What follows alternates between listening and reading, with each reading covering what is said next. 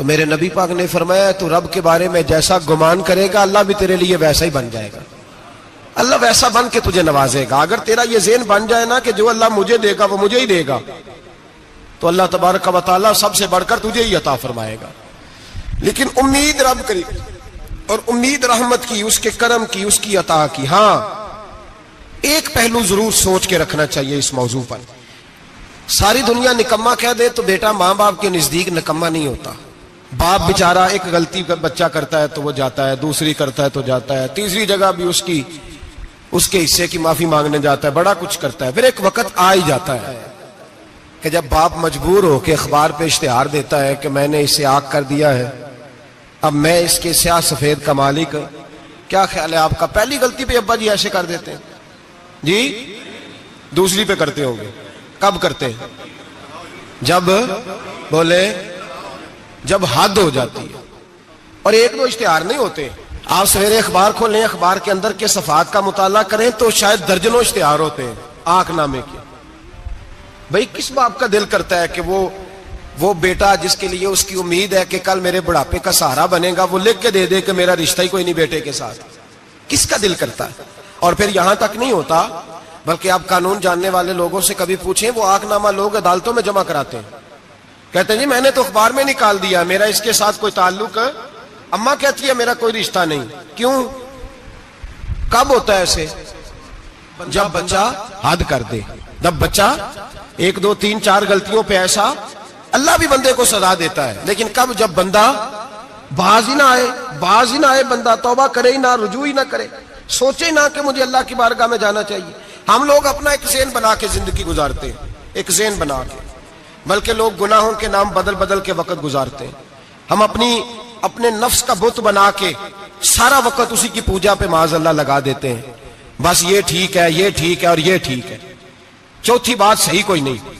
اسی کے اندر ہم الجھے رہتے ہیں میرے بھائی، رحمت الہی کا غلط تصور اپناتے ہیں۔ او میرے بھائی، کسی بندے کی مجبوری تو معاف ہوتی ہے، لیکن اگر کوئی جان بوجھ کے زیادتی کرے تو وہ معاف، اس کی معافی، جس بچے کو پتا ہو نا استاد کو کہ اس کے واقعی گھر میں فوتگی ہو گئی تھی، استاد اسے سزا نہیں دیتا۔ جس کا پتا ہو کہ واقعی یہ بیمار تھا تو استاد اسے کلاس میں کھڑا نہیں کرتا۔ جس کا پتا ہو کہ یہ زیادتی کر رہا ہے، جان بوجھ کے کر رہا ہے، استاد اسے ڈنڈوں سے مارتا ہے اور زیادہ مارتا ہے، کہتا ہے تو نالائق ہے، تو جان بوجھ کے کرتا ہے۔ میرے بھائی اللہ کی رحمت ہے، ہر ایک پہ برستی ہے، لیکن ایک بندہ کھڑا ہی ہو جائے رب کے مقابلے میں، وہ نہ نماز پڑھے، نہ مسجد آئے، نہ کوئی کام کرے، نہ وہ دین کی طرف توجہ کرے، نہ وہ کبھی اللہ سے استغفار کرے، نہ وہ کبھی جائز کام کی طرف توجہ کرے، ساری زندگی حرام کٹھا کرے، ناجائز کرے، تو اب تو نے حد کر دی۔ تیرے پاس غضب آیا نہیں، بلکہ تو نے غضب کو آواز دی ہے۔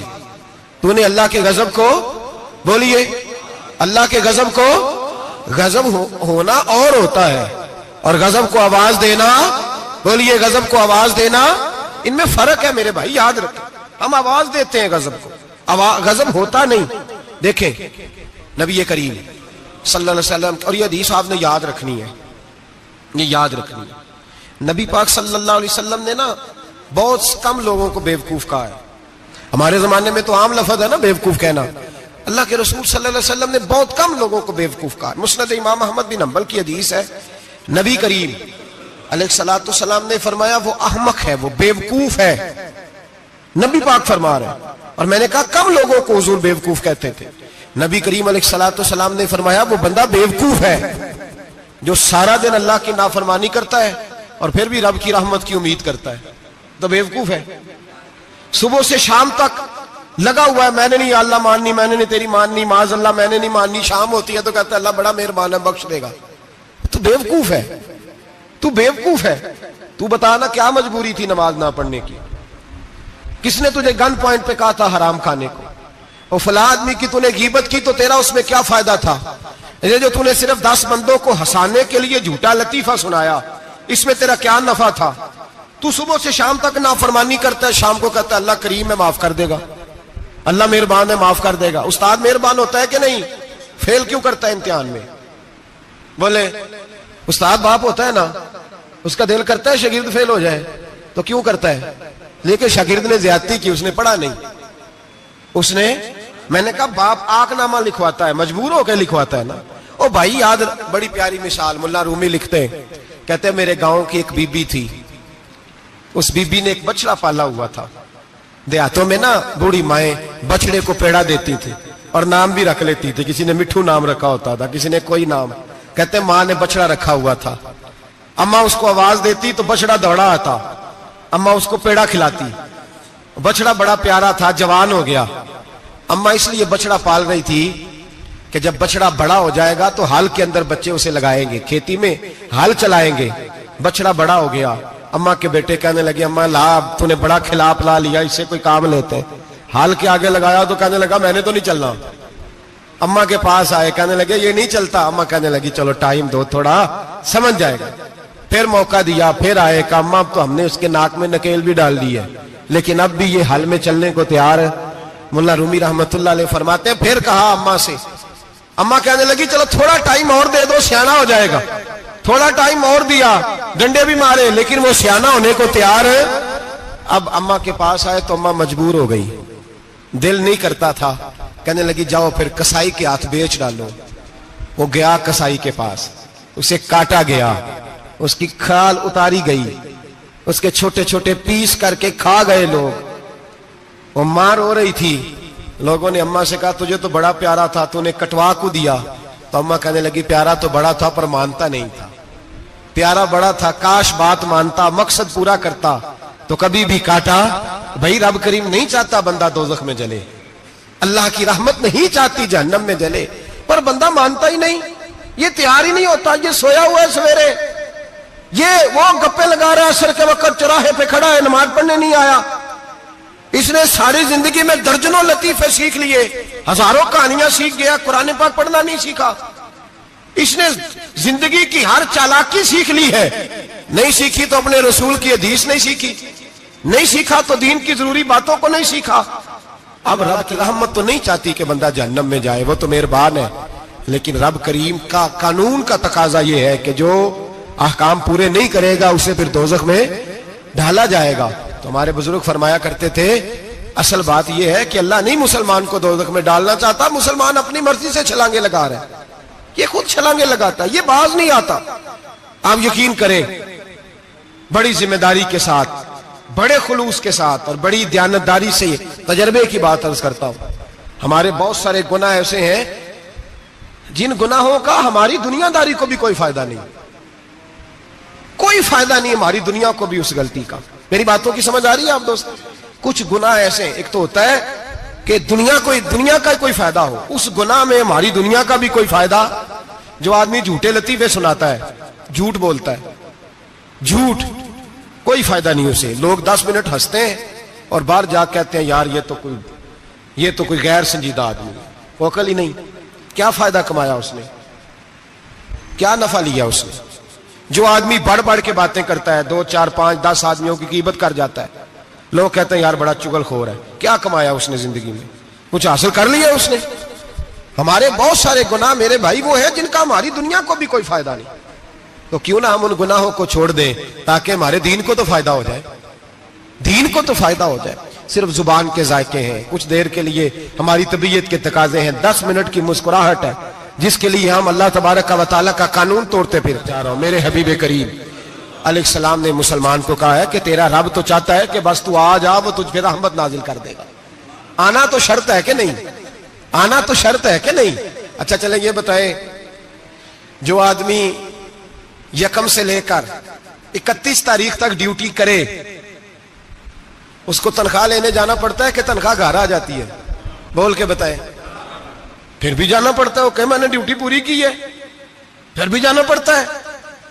ڈیوٹی پوری کرنے کے باوجود تجھے تنخواہ لینے، اور ہو سکتا ہے کہ یہ بھی کہا جائے ابھی آئی نہیں کل آنا، ہو سکتا ہے یہ بھی کہا جائے پرسوں آنا، یہ بھی ممکن نہیں کہ فوراً او خدا کے بندے تو آتا ہی نہیں خدا کی رحمت لینے، تو اس کے گھر کی طرف رجوع ہی نہیں کرتا، تو توجہ ہی نہیں کرتا، تو کہتا اللہ مہربان ہے۔ بھائی مہربان تو ہے، تو رحمت لینے آیا ہے، تو نے کو بہانہ بنایا اس کی رحمت کا؟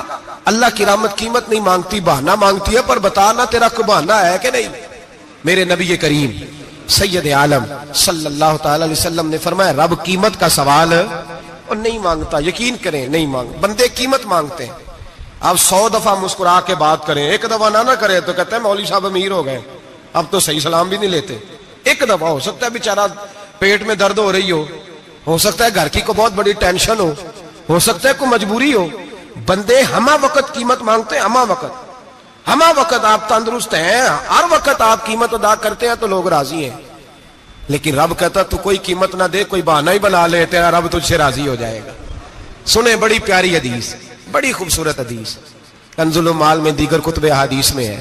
حضرت ابو ہریرہ رضی اللہ تعالیٰ عنہ فرماتے ایک بابا جی نبی پاک کی بارگاہ میں آئے، اور جب وہ واپس جانے لگے تو میں نے عمر پوچھی تو عمر تھی 96 سال۔ کہتے ہیں بزرگ جب آئے نا تو یہ بھویں جو ہے نا ان کی سفید ہو کے تو یوں آنکھوں پہ آ گئی، بڑی چھڑی بابا جی نے پکڑی ہوئی اور دونوں ہاتھ پکڑ کے نا چھڑی کے اوپر جھکے ہوئے ہیں ایک جانب، قربان جاؤں۔ کہتے ہیں جب وہ بزرگ مسجد میں داخل ہوئے تو میرے رسول نے کھڑے ہو کے استقبال فرمایا، کھڑے ہو، اور نبی کریم صلی اللہ علیہ وسلم نے آگے بڑھ کے بابا جی کو بازو سے پکڑا اور بٹھایا۔ حضور بیٹھ گئے، کہا بزرگوں کیسے آئے ہو؟ تو کہتے ہیں وہ بابا جی بات کرتے تو آنکھ کھول کے پہلے حضور کا چہرہ دیکھتے، پھر وہ بات کرتے تو ان کے لب و لہجے کے اندر بڑی پریشانی، بڑی تکلیف، بڑی مایوسی۔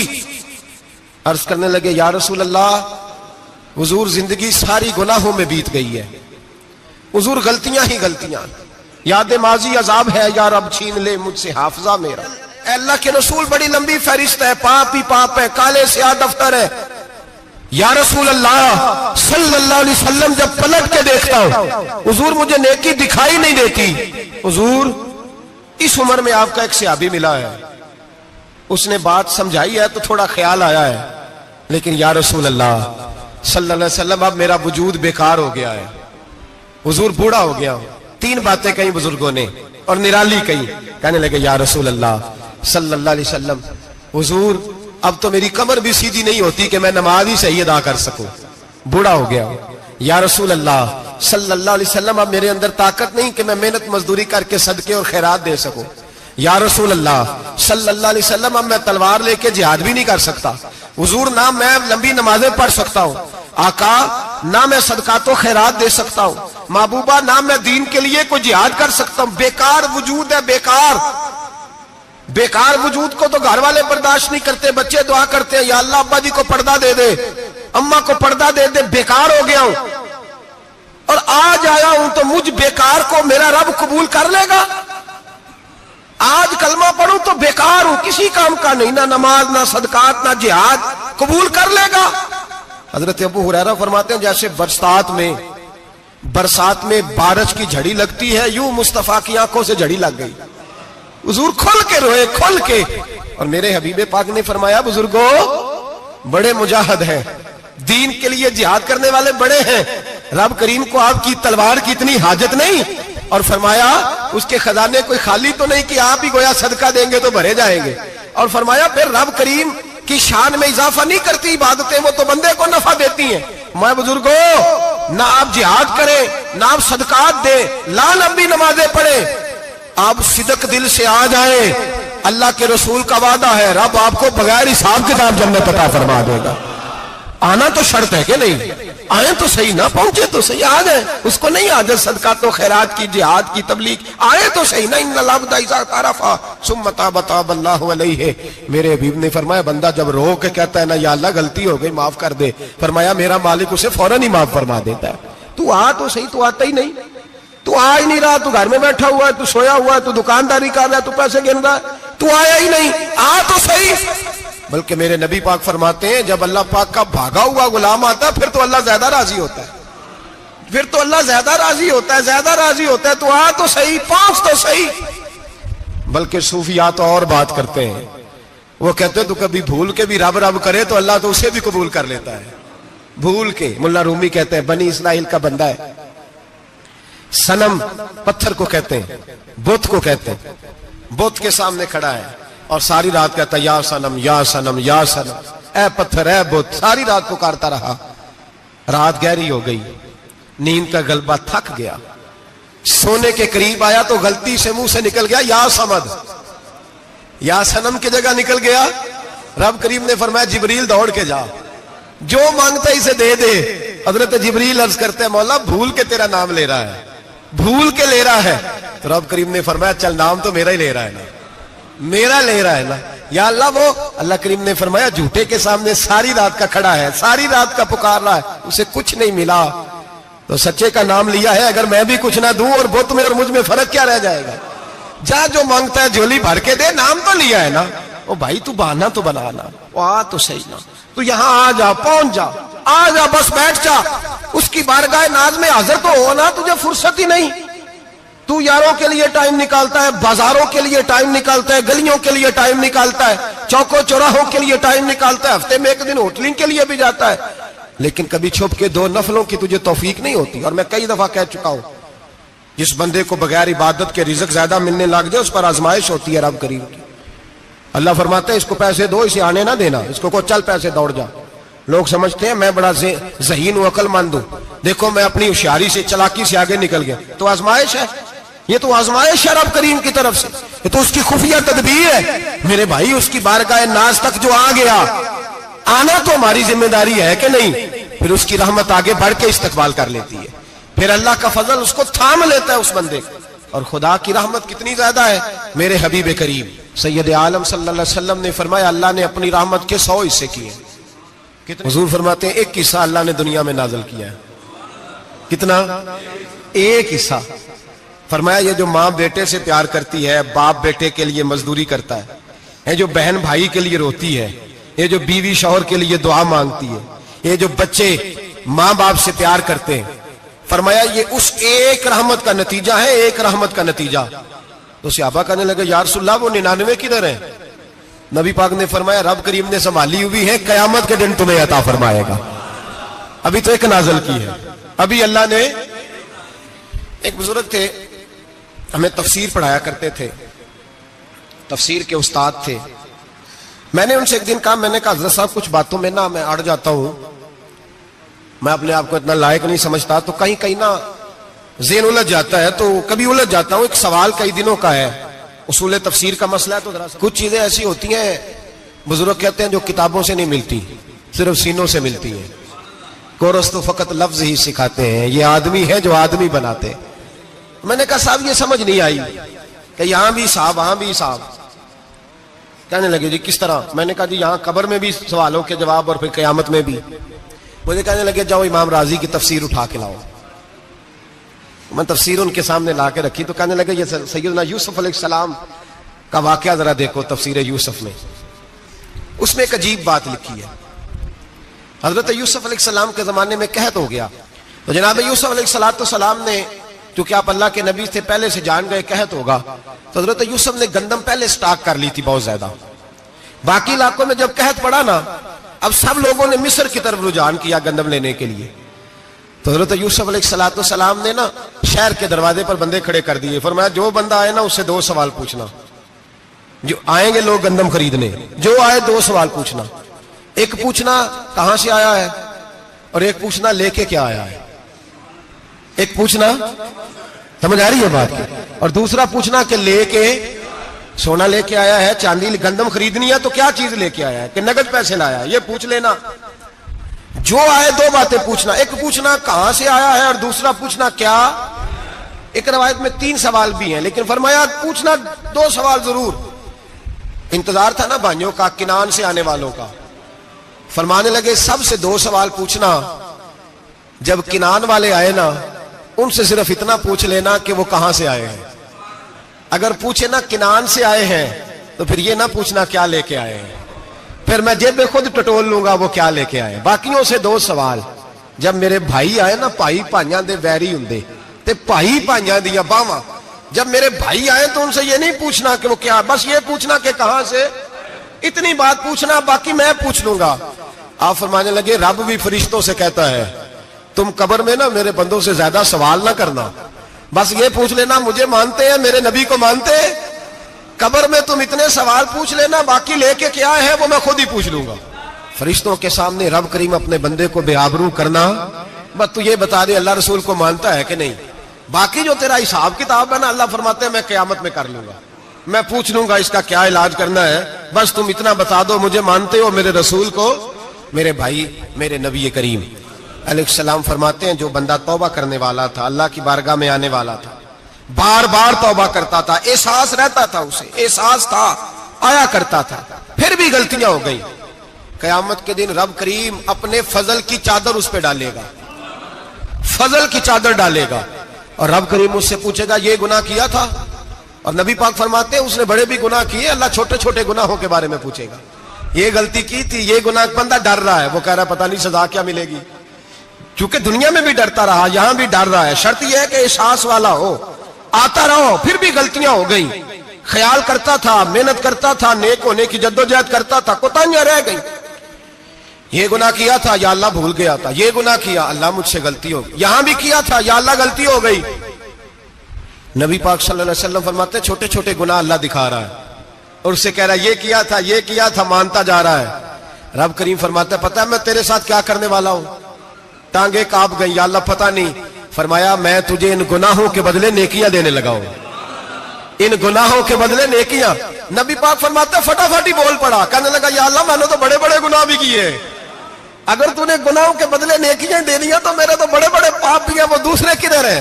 تو میرے حبیب کریم علیہ الصلوۃ والسلام فرماتے ہیں رب مسکرائے گا جو رب کی شان کے لائق ہے. اللہ فرمائے گا تیرے دل میں احساس تھا, تو آیا کرتا تھا, تو توبہ کرتا تھا, تو میری بارگاہ ناز میں آتا تھا, پتہ تیرے اوپر چادر کیوں ڈالی ہے؟ یا اللہ نہیں.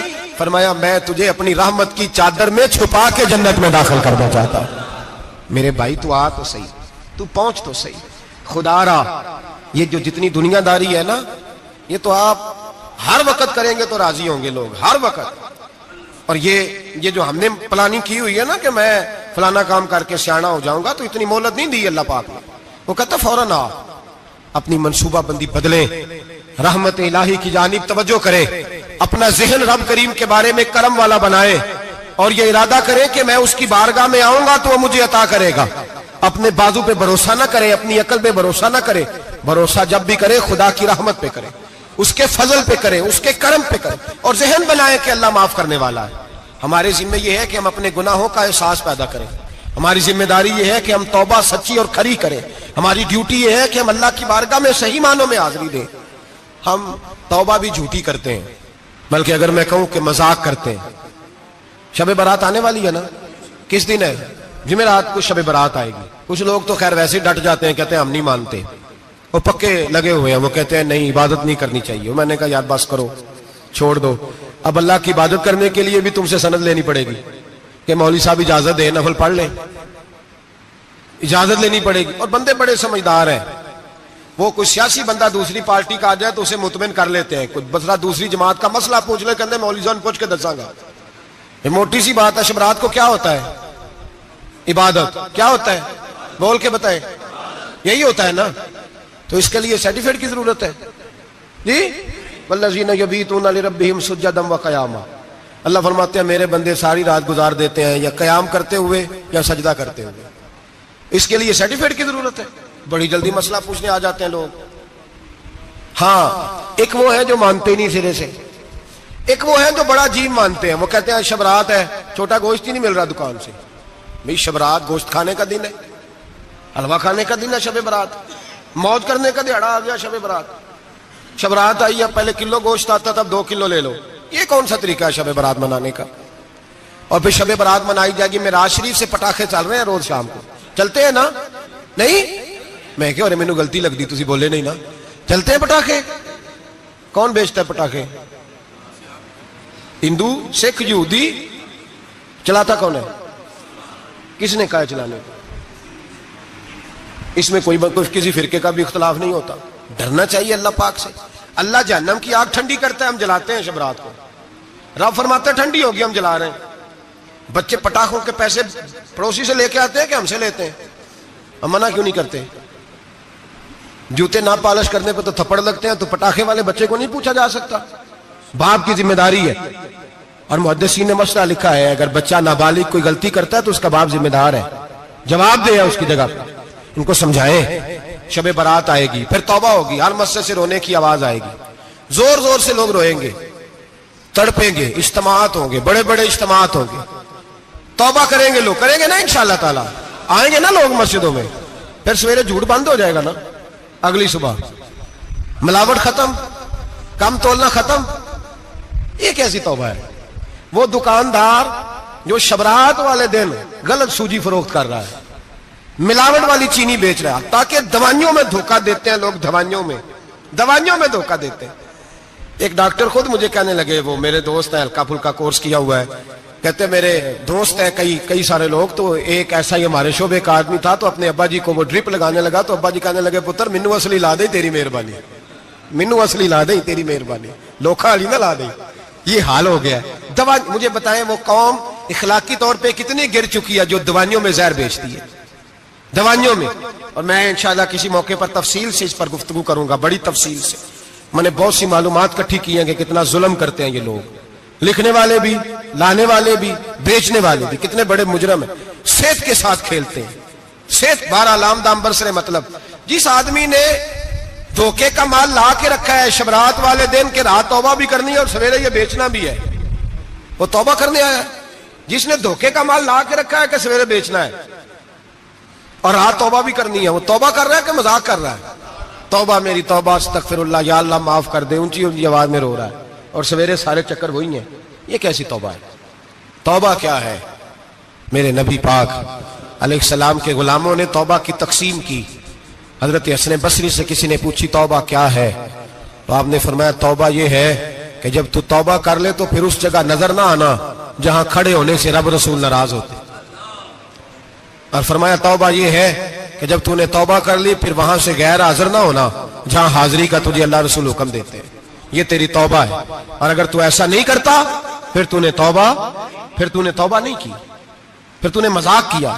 میرے بھائی رحمت الہی آواز دیتی ہے کی طرف رجوع کریں, دوڑیں اور رحمت کی امید رکھ کے آئیں. یہ سمجھ لیں کہ اللہ پاک, میں ایک بات اکثر کرتا ہوں, نبوت کا دروازہ بند ہوا ہے. داتا گنج بخش علی اجویری نے کہیں نہیں لکھا تھا کہ میرے بعد علی بن عثمان اجویری دوسرا نہیں آ سکتا. حضرت مجدد صاحب کہیں نہیں لکھ کے گئے کہ دوسرا مجدد الفسانی پیدا نہیں ہوگا. حضرت بہاءالحق نقشبند بخاری نے کہیں نہیں کہا کہ میرے جیسا ولی نہیں ہو سکے. بزرگوں نے کبھی نہیں کہا. تو جدوجہد تو کر. اقبال کہتے ہیں آج بھی ہو اگر ابراہیم کا ایمان پیدا, آگ کر سکتی ہے انداز گلستان پیدا. تو پروگرام تو بنا, آگے کی طرف تو سفر کر. میرے نبی کریم سید عالم صلی اللہ علیہ وسلم نے فرمایا تیرے آ جانے سے تیرا رب راضی ہو جاتا ہے. جب تو آتا ہے تو تیرا اللہ راضی ہو جاتا ہے. یہ جو ہماری مشکلات ہوتی ہے نا, جن میں ہم الجھے ہوتے ہیں, وہ جو ہمیں جادو ہو جاتا ہے, تویز کر دیتے ہیں ہمارے قریبی رشتہ دار, وہ تویز نہیں ہوتے, وہ ہمارے اعمال کی سزا ہوتی ہے, ہمارے اعمال کی سزا ہوتی ہے. ہم وہ ڈھونڈتے پھرتے ہیں کہ بابا مل جائے پھونک مارے صحیح کر دیں, حالانکہ وہ ہمارے اعمال کی سزا ہے. ہمیں اپنی تربیت کرنی چاہیے ہمیں. اور ویسے بھی دم دروز تویز دھاگا میں اکثر کہا کرتا ہوں, میں کہتا ہوں میں نے کسی کتاب میں نہیں پڑھا کہ کوئی بندہ نبی پاک سے یمن سے دم کرانے آیا ہو کہ میں حضور سے دم کرانے جا رہا ہوں, مصر سے آیا ہو دم کرانے, شام سے دم کرانے آیا ہو. میرے نبی پاک کے پاس جو بھی آیا کرتا تھا نبی پاک کا دین سیکھنے آیا کرتا تھا. دم درود تو ایک ضمنی چیز ہے, ذلی چیز ہے, ہو گیا تو ٹھیک ہے, ورنہ اللہ پاک اگر بیماری میں راضی ہے تو نبی پاک نے خود بیماری کو سینے سے نہیں لگا کے رکھا. خود اللہ کے محبوب سید عالم صلی اللہ علیہ وسلم کا وصال بیماری کے ساتھ ہوا, تو بیماری تو مریدنی ہے میرے نبی پاک کی, وہ تو کنیز ہے حضور کے گھر کی. عام دام برسر مطلب کھری توبہ, سچی توبہ. اور کس طرح کی توبہ؟ میرے نبی کریم علیہ الصلوۃ والسلام نے ایک دن صحابہ سے پوچھا ایک بات تو بتاؤ, بخاری مسلم کی حدیث ہے, یا رسول اللہ پوچھئے. نبی پاک صلی اللہ علیہ وسلم نے فرمایا اگر کوئی آدمی صحرا میں سفر کر رہا ہو, بہت بڑا صحرا ہو, اونٹ پر اس کا سفر ہو, اور اس نے اونٹ پر کھانے پینے کا سامان باندھا ہو, پیسے بھی رکھے ہو, پانی بھی رکھا ہو, تھک گیا سفر کرتا کرتا, درخت کی ایک ٹہنی کے ساتھ اونٹ کی نکیل باندھی اور درخت کے نیچے لیٹ گیا آرام کرنے کے لیے. اللہ کے حبیب فرماتے ہیں اچانک اس کی آنکھ لگ گئی. جب جاگا تو اس نے دیکھا کہ اونٹ تو غائب ہو گیا ہے, اب نہ کھانا ہے, نہ پانی ہے, نہ پیسے ہیں, اور صحرا بڑا لمبا ہے, پیدل سفر بھی نہیں کر سکتا. تھوڑا سا ڈھونڈا, پھر موت کا انتظار کرنے لگا, سوچنے لگا موت آئے گی, اب مر جاؤں گا. اللہ کے محبوب فرماتے ہیں تھوڑی دیر گزری, جب بالکل مایوس ہو گیا تھا تو اچانک نظر پڑی تو اونٹ اس کا سامنے کھڑا تھا. نبی پاک سے صحابہ سے پوچھتے ہیں بتاؤ, اس کی کل کائنات اجڑ گئی تھی, رات ضائع ہو گئی تھی, ہر شے لٹ گئی تھی, دوبارہ اسے مل گئی ہے, بتاؤ اسے کتنی خوشی ہوگی.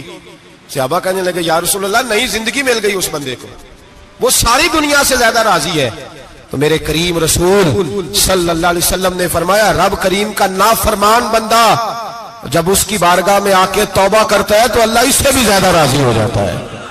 نافرمان جب آ کے کہتا ہے یا اللہ معاف کر دے آئندہ نہیں کرتا, میں اللہ تو راضی ہو جاتا ہے. اور حبیب پاک علیہ السلام فرماتے ہیں وہ اتنا کریم ہے, جب بندہ اپنے رب سے صلح کر لیتا ہے, توبہ کر لیتا ہے, تو اللہ زمین کو کہتا ہے تو بھول جا میرے بندے نے گناہ کیا ہی نہیں. آسمان سے کہتا ہے تو بھول جا میرے بندے نے گناہ کیا ہی نہیں. پھر رب کریم فرشتوں سے فرماتا ہے کہ مٹا دو جو تم نے لکھا تھا, میں نے اپنے بندے کے ساتھ صلح کر لی ہے. شب برات کو آئیں گے مسجد میں انشاءاللہ. کتنے بجے؟ نہیں جو سوچیا ہی نہیں ہے اس پاسے تھے. عصر کے وقت مسجد آئیں شب رات. کتنے بجے جی؟ عصر کے وقت آئیں, غسل کریں, مسجد آئیں, عصر کے بعد درود شریف پڑھیں اور مغرب سے لے کر فجر تک عبادت کریں. مغرب میں شام شروع ہو جاتی ہے. ایک رات جاگ کے دیکھیں, جاگنا پڑتا ہے. مریض ہو جائے تب بھی جاگنا پڑتا ہے, دکھ لگ جائے تب بھی وہ جگا لیتا ہے. بڑے بڑے جاگتے ہیں, بڑے بڑے جاگ لیتے ہیں, وہ جگا لیتا ہے. تندرستی بھی, صحت بھی, دولت بھی, اے سی بھی, پلنگ بھی بڑا اچھا, لیکن اگر وہ نیند نہ دینا چاہے تو بندہ ساری رات ہی تڑپ کے جاگتا ہے, تڑپ کے. اور بھوکا اتنا, روٹی کا بھوکا اتنا پریشان نہیں ہوتا جتنا نیند کا بھوکا پریشان ہوتا ہے. الجھ جاتا ہے انسان, وہ جگا لیتا ہے قبل اس کے کہ وہ خود جگائے, خود بخود جاگ جائے. مغرب سے لے کر فجر تک نماز پڑھیں, ذکر کریں, درود پاک پڑھیں, محفل میں شرکت کریں. میرے رسول کریم علیہ الصلوۃ والسلام کی پیاری زوجہ ام المومنین سیدنا عائشہ صدیقہ رضی اللہ تعالیٰ عنہ کہتی ہیں حضور رمضان کے علاوہ سب سے زیادہ روزے شعبان میں رکھتے تھے, گویا پریکٹس ہوتی تھی رمضان کی. میں نے عرض کیا یا رسول اللہ صلی اللہ علیہ وسلم اتنے روزے کیوں رکھتے ہیں, ابھی رمضان تو آگے ہے. تو نبی پاک نے فرمایا عائشہ اس مہینے میں بندے کا عمل اللہ کی بارگاہ میں جاتا ہے, میں چاہتا ہوں جب میرا عمل جائے تو میں نے روزہ رکھا ہوا ہو. کثرت سے روزہ رکھیں اور میرے بھائی بدل جائیں. میرے نبی پاک نے فرمایا غنیمت جان اگر صحت ہے تو بیماری آنے سے پہلے غنیمت جان جا, یہ چلی جائے گی. بیمار آدمی سے کچھ بھی نہیں ہوتا, غنیمت جان لے, لمحوں کو کچھ کر لے. اور اگر تیرے پاس فرصت ہے تو غنیمت جان لے مصروف ہونے سے پہلے. میرے حبیب کریم سید عالم علیہ السلام کے غلام فرماتے ہیں کہ نبی پاک صلی اللہ علیہ وسلم نے ہمیں مثال دے کے سمجھایا. مدینے میں جو قبیلہ سب سے زیادہ بکریاں پالتا تھا وہ بنو کلب کا قبیلہ تھا, اور فرماتے اتنی بکریاں تھیں کہ ان کی بکریاں ہم نے کبھی نہیں گنی تھی. نبی پاک علیہ السلام نے فرمایا جب شعبان کی 15ویں رات آتی ہے, یہ ترمذی کا لفظ ہے, فرمایا جب شعبان کی 15ویں رات آتی ہے تو بنو کلب کے قبیلے کی بکریوں کے بالوں کی تعداد کے مطابق اللہ میری امت کے افراد کی بخشش فرما دیتا ہے. اور صحابہ کہتے ہیں ہمیں لگتا یوں ہے کہ چونکہ ہم نے جو چیز سب سے زیادہ دیکھی تھی وہ بنو کلب کی بکریاں تھی, اس لیے نبی پاک نے ہمیں سمجھانے کے لیے ان کی بات کی, ورنہ اگر ہم نے اس سے زیادہ کچھ شاید دیکھی ہوتی تو نبی پاک اس کا نام بیان فرماتے. ہمیں سمجھانے کے لیے فرمایا بنو کلب کے قبیلے کی بکریوں کے بالوں کی کسی ایک بکری کے بال بھی بندہ گن سکتا, اور حضور نے فرمایا جو سب سے زیادہ بکریاں پالتے ان کی تعداد کے مطابق. حضرت عائشہ صدیقہ رضی اللہ تعالیٰ عنہ فرماتی ہیں جنت البقیع میں حضور جایا کرتے, قبرستان میں, قبرستان کے کونے میں. اللہ کے رسول کو میں نے نماز پڑھتے بھی دیکھا 15ویں رات کو, اور فرماتی ہیں حضور بقیع والوں کے لیے بخشش کی دعا بھی کرتے. قبرستان بھی جائیں شب برات کو, ان کے لیے دعا بھی کریں. اور پھر میرے بھائی شب برات کو للہیت کے ساتھ آئیں, لوٹنے کا پروگرام بنائیں. اس سے قبل کے رب کریم خود جکڑ کے لے آئے, خود بخود آئیں, اس کے کرم کی طرف توجہ کریں, اس کی رحمت کی طرف توجہ کریں. میرے رسول کریم صلی اللہ علیہ وسلم کے پاس ایک دیہاتی آئے, مولا علی شیر خدا فرماتے ہیں میں بھی حاضر تھا. کہتے کبھی کبھی سادے بندے آتے تھے پر بڑی عجیب ہی بات کر جاتے تھے. کہتے ایک دیہاتی آئے, تامت باندھی ہوئی اور سادہ رومال کندھے پہ رکھا ہوا ہے. نبی پاک کے پاس آئے اور حضور سے دل لگی کرنے لگے, حضور سے دل لگی کرنے لگے, میٹھی باتیں کہنے لگے یا رسول اللہ ایک مسئلہ پوچھنے آیا ہوں. فرمایا پوچھو. عرض کرتے ہیں حضور قیامت میں حساب کون لے گا؟ قیامت میں اب کس کو نہیں پتا کون حساب لے گا, دل لگی کی بات ہے نا, کون لے گا؟ نبی پاک نے فرمایا اللہ حساب لے گا. تو کہتے ہیں اس نے نا اور جملہ کہا تو ہم اس کی بات پہ حیران ہو گئے. کہنے لگے یا رسول اللہ واقعی اللہ حساب لے گا؟ تو کہتے ہیں نبی پاک مسکرائے, فرمانے لگے تجھے تیری مار ہوئے, میں سچی تو کہہ رہا ہوں, تو کس طرح کی بات کر رہا ہے, اللہ حساب لے گا. حضرت علی فرماتے ہیں اس نے رومال اٹھایا کندھے پہ رکھا, کہنے لگے یا رسول اللہ اگر رب حساب لے گا تو پھر اس نے معاف ہی کر دینا ہے. یہ کہہ کے وہ چلا گیا، یہ لفظ کہہ کے وہ چلا گیا۔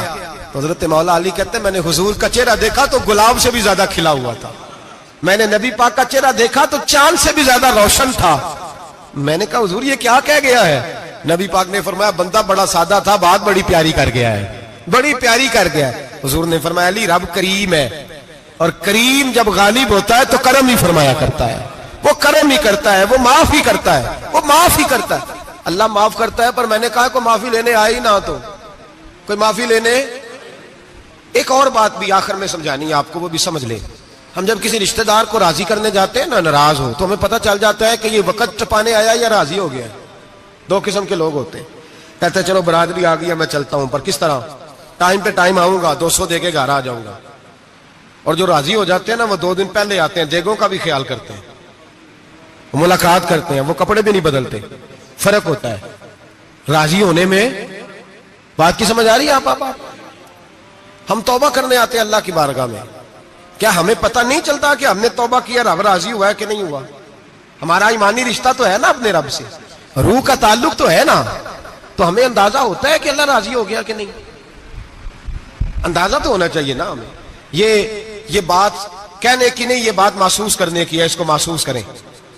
ہم جب اللہ کی بارگاہ میں آئے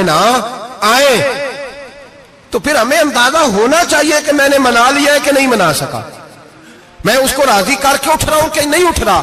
اگر بغیر راضی کیے اٹھے ہو تو پھر فارمیلٹی کرنے آئے تھے، پھر راضی کرنے نہیں آئے تھے۔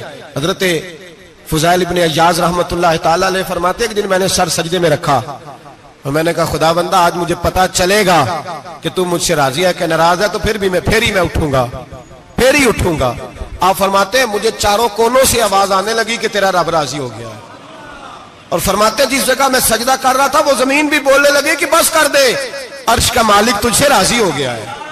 لیکن شرط یہ ہے، حضرت حبیب اجمی رحمت اللہ علیہ فرماتے ہیں میں سود کا کاروبار کرتا تھا توبہ کرنے سے پہلے، کئی دفعہ میں نے توبہ کی تھی، لیکن میری اس توبہ کے اندر صداقت نہیں ہوتی تھی۔ میرا دل بھی گواہی دیتا تھا کہ یہ نا بہت سارے بندے کہتے ہیں آئندہ نہیں کرتا، وقت ٹپاتے ہیں، جس طرح بندوں کو دھوکہ دیتے ہیں اس طرح معاذ اللہ توبہ بھی اسی طرح کی کرتے ہیں، لیکن بعد میں دوبارہ اسی ڈگر پہ چل نکلتے ہیں جس پہ پہلے ہوتے ہیں۔ آپ فرماتے ہیں میں کئی دفعہ توبہ کرتا تھا تو توڑ دیتا تھا۔ آج میں نے توبہ کی، کس طرح کی؟ سود کا میں دھندا کرتا تھا تو میں سود کے پیسے لایا، گوشت پکنے کو دیا بیوی کو، سود کے پیسوں کا، میری بیوی نے ہنڈیا چڑھائی، تھوڑی دیر گزری تو وہ سارا گوشت خون بن گیا۔ میری بیوی اٹھا کے لائی، کہنے لگی لے جائیے جو تو غریبوں کا خون نچوڑ کے لایا تھا نا، یہ خون بن گیا، خود بھی پی اور اولاد کو بھی پلا۔ کہتے ہیں میں نے سچی توبہ کا فیصلہ کیا، پہلے میں سچی توبہ کا ارادہ نہیں کرتا، آج سچی توبہ کا فیصلہ کیا، اور میں نکلا حضرت حسن بصری کے پاس گیا، ان کی بیعت ہوا، توبہ کی، انہوں نے مجھے اعمال بتائے، کھری توبہ کی۔ کہتے ہیں جب توبہ کے لیے گھر سے نکلا تو چھوٹے چھوٹے بچے کھیل رہے تھے، ایک بچہ کہنے لگا پیچھے ہٹ جاؤ بہت بڑا سودیا ہے، اس کا سایہ بھی پڑ گیا تو ہمارے اندر نحوست آ جائے گی، پیچھے ہٹ جاؤ سود کا دھندا کرتا ہے۔ کہتے ہیں مجھے اور چوٹ لگی کہ یا اللہ تیری چھوٹی چھوٹی مخلوق بھی یہ سمجھتی ہے۔ کہتے ہیں میں توبہ کرنے گیا تو کھری توبہ کر کے آیا، حضرت حسن بصری کے پاس رو رو کے توبہ کی۔ میں وہاں سے واپس آیا تو بچے ابھی کھیل رہے تھے، کہتے ہیں وہ بچہ جو پہلے بولا تھا کہ پیچھے ہٹ جاؤ بڑا سود والا ہے نحوست پڑ جائے گی، وہ بچہ پھر آواز دے کے کہنے لگا دوستو پیچھے ہٹ جاؤ، رب کریم کا ولی آ رہا ہے، اللہ کا بندہ آ رہا ہے، کہیں ایسا نہ ہو ہمارے پیروں سے گرد اڑے اور اس ولی کے اوپر پڑے اور اس کی توہین ہو جائے، اللہ ہم سے ناراض نہ ہو جائے ولی کی توہین کر کے، پیچھے ہٹ جاؤ۔ آپ فرماتے ہیں میں نے تڑپ کے آسمان کی طرف دیکھا اور میں نے کہا یا اللہ مجھے سمجھ آ گئی ہے کہ کھری توبہ کیا ہوتی ہے، سچی توبہ، اصل توبہ کیا ہوتی ہے۔ جھوٹ موٹ کی توبہ نہ کریں، شب برات کو آئیں، اور بڑا دیانتداری کا مشورہ دیتا ہوں، دل کو سنبھال کے آئیں، اگر جھوٹ نہیں چھوڑنا، فریب نہیں چھوڑنا، ہم نے مسجد کی حاضری کی پابندی نہیں کرنی تو پھر توبہ کے لفظ پکارنا دھوکہ ہے، پھر یہ دھوکہ ہے، پھر یہ مذاق ہے، پھر مذاق نہ کریں، آنا ہے تو کھری توبہ کے ارادے سے آئیں، کھل کے آئیں۔ انشاءاللہ ہر سال ہم بھی ساری رات یہاں بیٹھتے ہیں، آپ سے بھی گزارش کریں گے کہ چھٹی نہ کریں، وقت پہ آئیں، مغرب میں آئیں، نوافل ادا کریں، عشاء کے بعد نوافل پڑھیں۔ محفل کرنے کا مقصد یہ ہوتا ہے کہ تلاوت سے دل نرم ہوتا ہے، نعت سے دل نرم ہوتا ہے، تقریر سے انسان کی سوچ بدلتی ہے، توبہ کی طرف جاتی ہے۔ یہ سارے کام کر کے جب بندہ استغفار کرتا ہے، توبہ کرتا ہے، تو اس کے لیے آسان ہو جاتا ہے، ذہن بن جاتا ہے۔ اس لیے واعظ بھی ہوگا، ذکر بھی ہوگا، دعا بھی ہوگی۔ وقت کو ضائع نہ کریں، رمضان قریب آنے والا ہے۔ بزرگ کہتے ہیں اگر شب برات پہ سچی توبہ کر لو گے تو پھر رمضان میں جو نیکیاں کرو گے وہ تمہارے پاس سٹاک بن جائے گا، وہ تمہارے پاس خزانہ اکٹھا ہو جائے گا۔ توبہ ابھی سے کر لو، معاملات ابھی سے سمیٹ لو، تاکہ جب رمضان آئے تو پھر نیکیاں خزانہ بن کے جمع ہو، ہمیشہ مدحت خیر الانام میں گزرے۔ دعا ہے یہ عمر درود و سلام میں گزرے۔ آخر دعوانا